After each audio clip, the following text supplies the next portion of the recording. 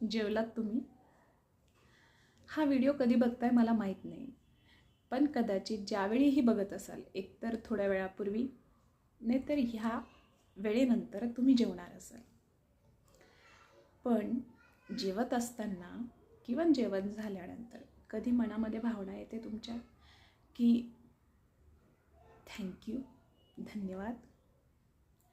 यामध्ये तुम्हाला माहिती आहे का की ज्यावेळेस आपण पोळी बनवतो किंवा स्वयंपाक बनवतो, तो बनवत असताना तर वेळ तर फार जातोच, ते स्त्रियांना माहिती आहे जास्त.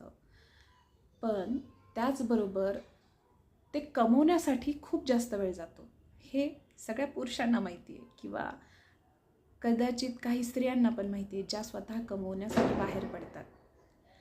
आणि त्याचबरोबर ते अन्न बनवताना किंवा कमवताना आणि त्याहीपेक्षा ते अन्न उगवताना किती वेळ द्यावा लागतो आणि किती कष्ट करावं लागतात हे शेतकऱ्यांना जास्त माहिती आहे, आपल्या किंवा बाकीच्यांपेक्षाही जास्त.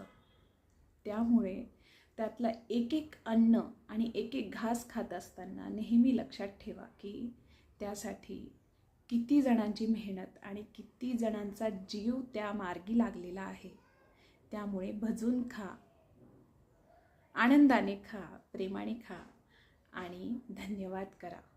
कारण ते उगवण्यासाठी, ते कमवण्यासाठी, ते बनवण्यासाठी खूप जणांनी त्यांची मेहनतच नाही, त्यांचा वेळच नाही, तर त्यांचा जीव देखील त्यात ओतून दिलेला आहे.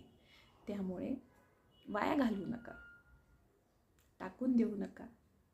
कुणाच्या तरी मुखात जाईल याची काळजी घ्या. बघा जमलं तर.